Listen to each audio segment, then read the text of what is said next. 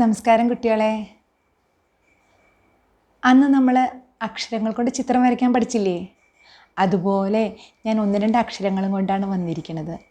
ഇന്ന് ഞാൻ ആദ്യം പഠിപ്പിക്കുന്നത് ഏതാണെന്നറിയോ? ഹ എന്നുള്ള അക്ഷരമാണ്. ഹ കൊണ്ട് നമുക്ക് 2 കിളികൾ, അങ്ങടും ഇങ്ങടും തിരിഞ്ഞിരിക്കുന്ന 2 കിളികളെ വരയ്ക്കാൻ പഠിക്കാം കേട്ടോ. കാണിച്ചു തരാം. എങ്ങനെ ഹ എഴുതാമെന്ന് കാണിച്ചു തരാം ആദ്യം. ഇങ്ങനെ ഒരു റാ പോലെ എഴുതുക, എന്നിട്ട് ഇങ്ങനെ നീട്ടുക, ഇങ്ങനെ 2 ഭാഗത്തും റാ പോലെയുള്ള ഇതുണ്ട്. അപ്പം നമുക്കിതിനെ 2 കിളികളാക്കാം. എങ്ങനെയെന്നറിയാം കിളികളാക്കണത്? ഇങ്ങനെ വന്നിട്ട് ഇവിടെ ഒരു മുഖം കൊടുക്കാം, ഇവിടെ ഇങ്ങോട്ട് ഒരു മുഖം കൊടുക്കുക, എന്നിട്ട് 2 കൊക്കും വരയ്ക്കാം. കണ്ടോ? അപ്പം അങ്ങോട്ടും ഇങ്ങോട്ടും. ഇനി എന്താ വേണ്ടതെന്നറിയോ? ഇവിടെ ചെറുതായിട്ട് ഇങ്ങനെ ആയിട്ട് ഇതാ ഇങ്ങനെ വരച്ചാൽ കിളിയുടെ വാലായി. അപ്പം ഈ കിളിക്കും വാല് വേണ്ടേ? ഇങ്ങനെ കൊടുത്താൽ വാലായി. എന്നിട്ട് കണ്ണും വരച്ച്, കണ്ടോ? ഇതൊരു മരത്തിൻ്റെ കൊമ്പാക്കാട്ടോ നമുക്ക്. ഈ മരത്തിൻ്റെ കൊമ്പിൽ ഇങ്ങനെ മരക്കൊമ്പിൽ തത്ത ഇരിക്കുന്ന പോലെ തോന്നില്ലേ കണ്ടാൽ? എന്നിട്ട് നമുക്ക് കളറൊക്കെ കൊടുത്ത് ഇതാ ഇതുപോലെ ഭംഗിയായി 2 പച്ച കളറല്ലേ തത്തയ്ക്ക് കൊടുക്കുക. അപ്പം അങ്ങനെ എല്ലാവരും ചെയ്യണം കേട്ടോ.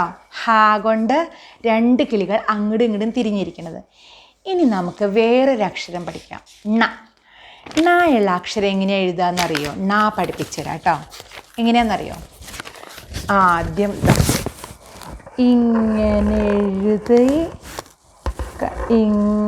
എഴുതി 2 പ്രാവശ്യം 3 പ്രാവശ്യം. ആദ്യം ഒരു പ്രാവശ്യം ഇങ്ങനെ എഴുതുക, പിന്നെ ഇങ്ങനെ എഴുതുക, ഇങ്ങനെ എഴുതുക, ഇങ്ങനെ.